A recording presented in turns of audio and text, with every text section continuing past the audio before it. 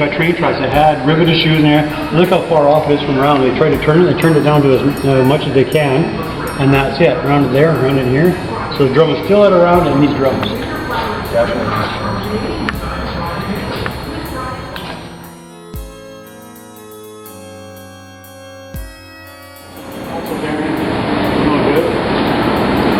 Jimmy?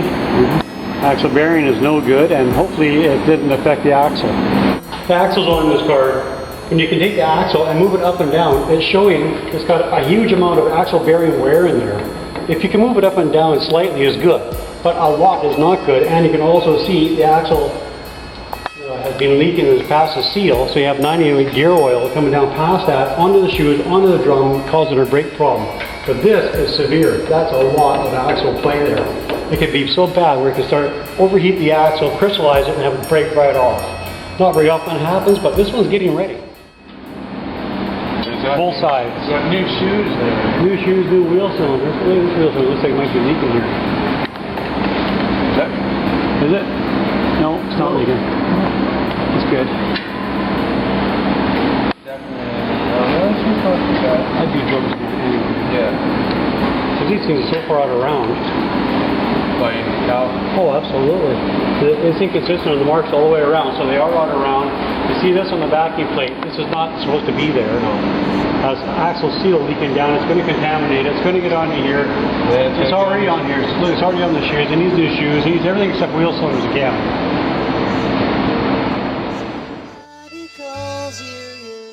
It's welded in that. So against the law. You can't do that. If any inspector ever saw that, he would never let you drive your car.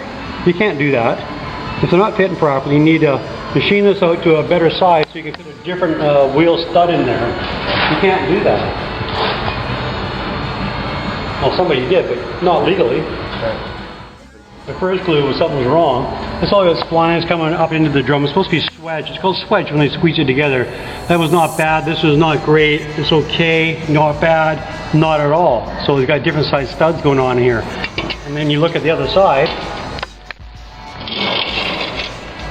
They're welded. You can never weld that kind of stuff. This is not accepted any kind of inspection at all, ever. Not when it has to do with braking, steering, suspension, or rotating mass. When you weld it, you change the particular structure of the metal, and now it becomes brittle. This is no good. It has to be thrown away.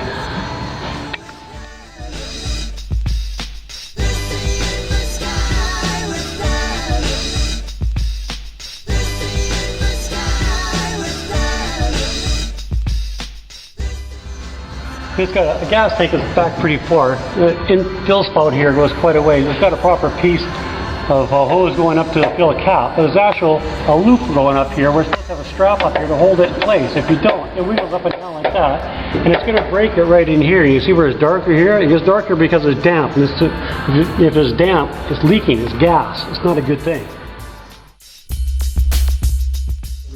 Actually, these are just coming right. I don't know what it is, Wilton. He's probably from both of them. It's a bullet. Looks like he's leaking a bit of transmission fluid from the speedometer cable housing. It's called a bullet inside here. It looks like a bullet. It's got an O-ring on it. It's leaking down there and down here. And the tail shaft seal is also leaking. You can see actual transmission fluid coming down there. Could use another one, that's for sure.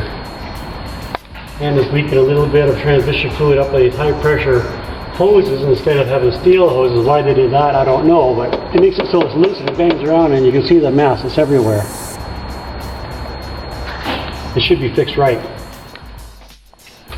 Seatbelts. Seatbelts going with bolts through the body of the car. This is the seatbelt going through the nylock nut on the bolt. That's the proper way to do it. The proper size washer so it doesn't pull through. That's for the rear seatbelt. Let's take a look and see what happened to the front seatbelts.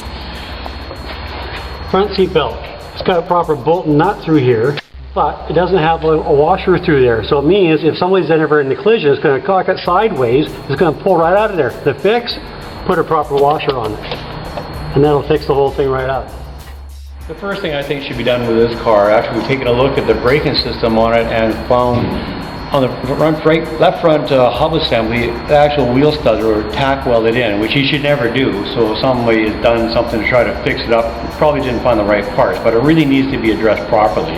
in the rear axle bearing and seal area. The rear axle bearings have got so much play on the axle, they go up and down a lot, as you'll see in the video, that that is no way a seal is going to hold up to that kind of punishment. It's going to leak no matter what, and it is leaking, it's getting on the shoes, so the brakes have to be redone again.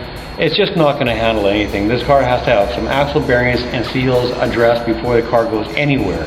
And this driver's front hub assembly also, because this wheel studs and nuts, it's something it shouldn't play around with the wrong way. Once you put heat to it, any kind of electric weld or anything, you're changing the whole structure of the metal, and it's a lot of pressure on there. And who wants to be responsible for somebody else's life because somebody done something incorrectly?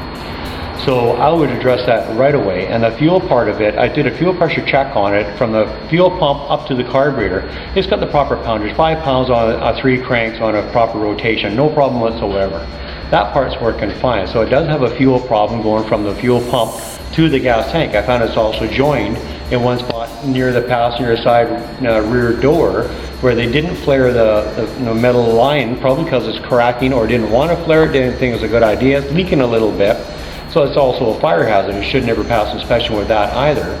And the filler tube coming from the gas tank up into the behind the bumper area, there's a proper clamp up there, clamping area. There was no clamp up there. It makes the whole thing wiggle around. You see it staining where it's being soldered around for the filler tube into the gas tank. And to fix that properly, it needs to come out, be taken apart, resealed, see how the tank is. What's happened at the top of the tank, we don't know. And I would rather replace a whole steel line from the rear all the way up to the fuel pump, and like to make a new steel line from the fuel pump up to the carburetor. Braided hose is okay. I prefer steel line. It can't chafe and rub through as easily. Someone has done a lot of work to this car. They've done a lot of really good things, but unfortunately they've missed a few things that I think are very important, like the axle bearing part of it and the safety part with the wheel studs and nuts. I really think it should be done again to make it safe to go down the road and make sure everybody's family is going to be safe to go home again. You never know what's going to happen with these cars.